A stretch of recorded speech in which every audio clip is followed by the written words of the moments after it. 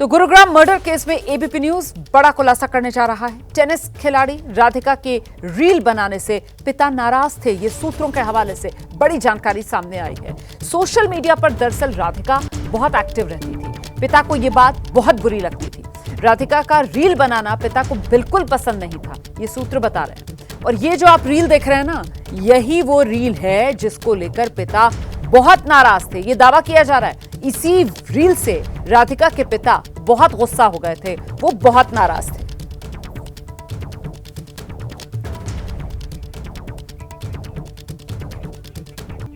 सीधे आपको लेकर चलते हैं। हमारे साथ हमारे सहयोगी सुशील पांडे इस वक्त मौजूद है और जरा सुशील से ही ये समझने की कोशिश करते हैं। सुशील, गुनाह पिता कबूल कर चुके हैं, जो हथियार इस्तेमाल हुआ हत्या में वो पुलिस जब्त कर चुकी है, लाइसेंसी रिवॉल्वर है वो पिता की।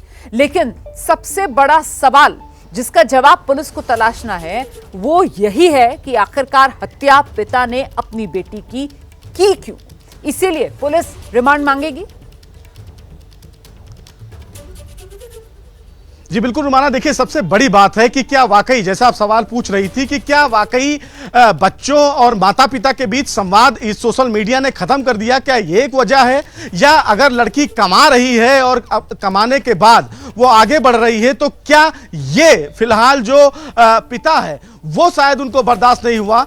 चूंकि इस पूरे मामले में एक बड़ा एंगल सामने जो निकल कर आया, जो अभी तक पड़ोसियों ने बताया, जो हमने देखा रुमाना, उन तमाम चीजों को देखकर ऐसा बिल्कुल नहीं लगता कि जो पिता है वो कम पैसे कमाने वाला था। उसका घर भी 3 मंजिला है, 3 से 4 गाड़ियां उनके घर में हैं, वो खुद बिल्डर हैं। ऐसे में लोगों के ताने अगर उनको इतना ज्यादा परेशान कर रहे थे तो क्या ये एक बड़ी वजह है?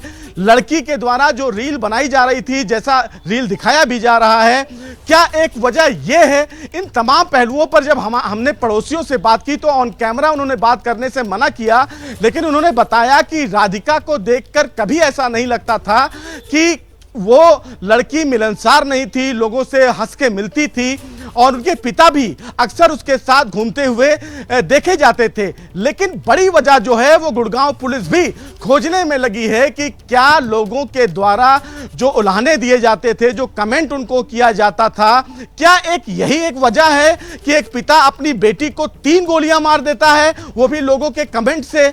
अगर लड़की सोशल मीडिया पर एक्टिव है तो क्या यह बड़ी एक वजह होगी लोगों के कमेंट को लेकर कि पिता इतना ज्यादा नाराज हो जाएगा कि वो अपनी बेटी को गोली मार देगा? जानकारी रुमाना ये भी सामने निकल कर आई कि जब ये पूरा इंसिडेंट हुआ तो कल उसकी मां का जन्मदिन था, यानी कि उसकी मां के जन्मदिन के दिन लड़की कुछ किचन में बनाने आई और उसके बाद दोनों में लड़ाई हुई और लड़ाई होने के बाद उसने अपनी जो लाइसेंसी बंदूक है उससे 3 ताबड़तोड़ फायरिंग करके उसको मौत के घाट उतार दिया। और नीचे जो उसके चाचा कुलदीप रहते हैं, उन्होंने जब बंदूक की आवाज सुनी और वो भाग कर गए तो उन्होंने इस तमाम इंसिडेंट को देखा। पुलिस को जानकारी रुमाना तब मिली जब घायल अवस्था में राधिका अस्पताल पहुंची तो अस्पताल की तरफ से यह जानकारी पुलिस को दी गई। तो कहीं ना कहीं एक बड़ा सवाल है, जब हमने परिवार वालों से बातचीत करनी चाहिए तो परिवार का कोई भी एक शख्स सामने नहीं आया। कुछ लोगों ने नाराजगी जताई, उन्होंने रिपोर्टिंग करने से भी मना किया कि हमारे घर के सामने से आप हट जाइए।